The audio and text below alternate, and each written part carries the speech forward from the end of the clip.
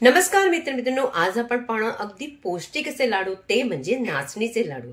हे जे लाडू आहेत ना, तर तुम्ही मुलांना, मोठ्यांना, कोणालाही दुधाबरोबर, चहाबरोबर कधी सकाळच्या वेळी जर दिलं तर त्यांना अगदी खूपच उपयुक्ती पडणार आहे। तर चला आपण जास्त काही न बोलता या रेसिपीला पटकन सुरुवात करायची। सगळ्यात अगोदर आपण या पॅन मध्ये घालायचे 1 चमचा घालायचं आपण तूप। तूप थोडंसं वितळलं की लगेच घालायचं आपण नाचणीचं पीठ। मी इथे 1 वाटी घेतलंय नाचणीचं पीठ। वजनी म्हणाल तर 150 ग्राम हे पीठ आहे। चांगलं ह्याला भाजायचंय, मंद गॅस करायची आणि चांगलं भाजत राहायचे। भाजताना कोणताही गॅस मोठा करायचा नाही, कारण जर तुम्ही जरा जरी मोठा केला तर मात्र हे पीठ तळाला लागू शकतो, त्याची चवी बिघडू शकते। जरासं भाजलं गेलं की पुन्हा 1 चमचा घालायचे तूप, पुन्हा चमचा तूप घातलं की पुन्हा त्याला भाजत राहायचे। आणि अशा प्रकारे भाजल्यानंतर फक्त त्याचा रंग थोडासा तांबूस असा व्हायला लागतो आणि त्याचबरोबर ह्याचा सुवास आहे ना अगदी घरभर पसरला जातो। जर तुम्हाला असं जेव्हा वाटलं की याचा घरभर सुवास पसरला म्हणजे समजायचं की आपलं पीठ अगदी आतपर्यंत चांगलं भाजलं गेले।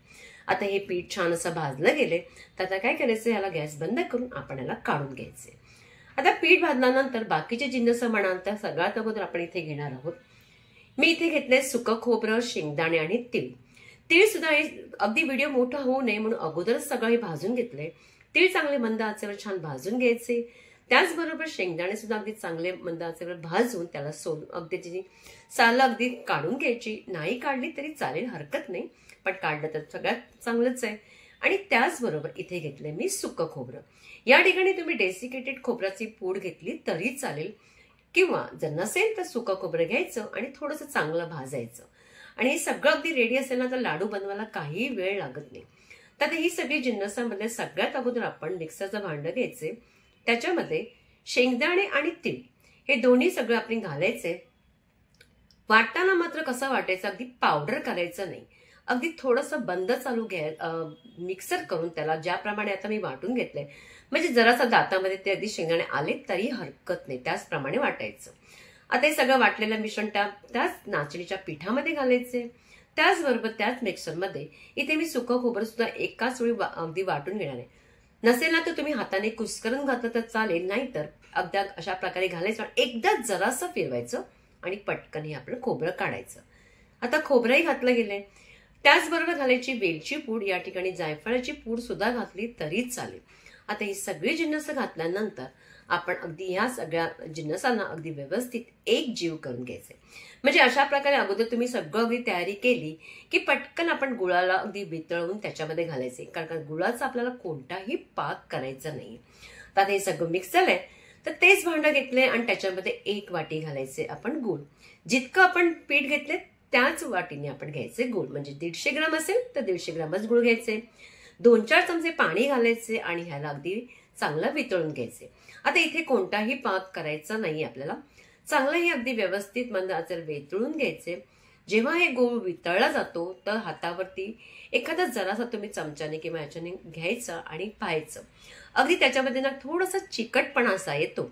आणि मात्र हे वितळल्यानंतर अगदी 2-3 मिनिटं त्याला अगोदर शिजू द्यायचं। शिजल्यानंतर जरासा आपण हातावर गरमच असेल जरा सांभाळूनच करा, जराशी म्हणजे हलकी अशी तुम्हाला दिसत असेल बघा, जराशी तार आहे, 1 तार वगैरे नाही, जराशी। आणि असा प्रकार झालं की लगेच आपण गॅस बंद करायची। आपला जे गूळ आहे चांगला वितळला गेलाय मस्त। आता मात्र थोडंसं त्याला थंड करायचं, अगदी गरम गरम घालायचं नाही, थोडंसं हलकं त्याला थंड करायचंय। आणि त्यानंतर आपण जे मिश्रण आहे त्याच्यामध्ये आपण घालायचे।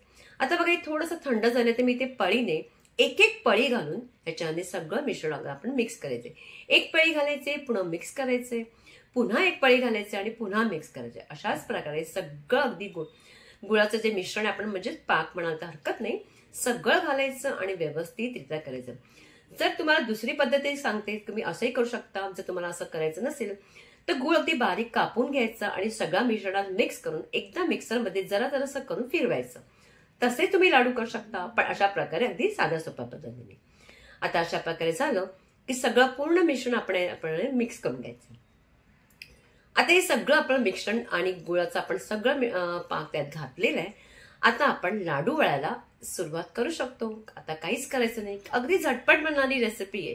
फक्त ही आपण सगळ्या जिन्नस अगोदर आपण भाजून घ्यायची, म्हणजे काही वेळ लागत नाही आणि पौष्टिक तर आहेच। मी इथे पिस्ता घातले तुकडे, हवं असल्यास तुम्ही कोणतेही ड्रायफ्रूट, काजू, बदाम, अक्रोड काही थोडेसे भाजायचे तुपामध्ये आणि ते घातले.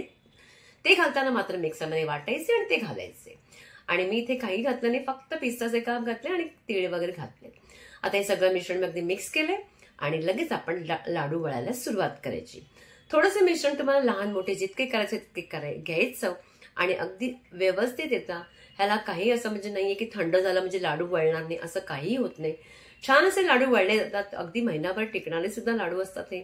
आणि एक एक लाडू जरी खाल्ला अगदी खूप उपयुक्त. त्याच्यामध्ये बऱ्याचशा कमजोरी सुद्धा वाटत नाही आणि ज्यांना कमजोरी वाटते, विटामिन ई, सी ची कमी असते, तीही सुद्धा पूर्ण होते. हाडांसाठी तर अगदी उपयुक्त लाडू आहेत. बघा, सगळे लाडू आपण करून घेतलेले आहेत आणि अशा प्रकारचे लाडू खाल्ले तर अगदी खूपच फायदेशीर आहे. तर रेसिपी कशी वाटली तुम्हाला? जर आवडली आवडल्या जास्तीत जास्त लाईक करायचे, प्रत्येकांकडे शेअर करायचे, शॉर्ट व्हिडिओ पाहायला विसरायचं नाही आणि पुन्हा भेटायचे आपण एका छानशा रेसिपी बरोबर.